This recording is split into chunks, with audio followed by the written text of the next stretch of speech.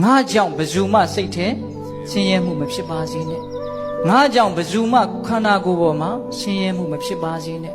ငါကြောင့်ဘဇူမနားထဲမှာပင်ပန်းဆင်းရဲသွားတာမျိုးမဖြစ်ပါစေနဲ့ငါပြောလိုက်တဲ့စကားကြောင့်ဘဇူမမဆင်းရဲပါစေနဲ့နော်ငါတွေးလိုက်တဲ့အကြံတွေဟာသူများဆင်းရဲဖို့မဖြစ်ပါစေနဲ့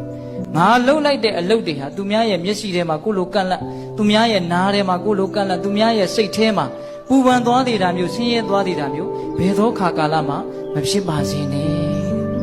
မကောင်းဘူးလားငါကြောင့်သူများမဆင်းရဲပါစေနဲ့ဆိုတော့နည်းနည်းလေးတော့ပြောင်းပြန်လှန်ကြည့်ပါလားငါကြောင့်သူများချမ်းသာသွားပါစေကောင်းတယ်နော်ဒီကိစ္စမိုက်မြငါကြောင့်ပါလေသူများချမ်းသာသွားပါစေစိတ်ထဲမှာရောကိုယ်ပေါ်မှာရောအကုန်လုံးကျဉ်တ်သွားပါစေနှစ်သက်သွားပါစေကြည်နူးသွားပါစေမကောင်းဘူးလားသူတော်ကောင်းတို့ရဲ့သဘောထားဆိုတာကိုယ်ကြောင့်တတ္တဝါတွေကိုချမ်းသာသွားစေချင်တာပဲရှိ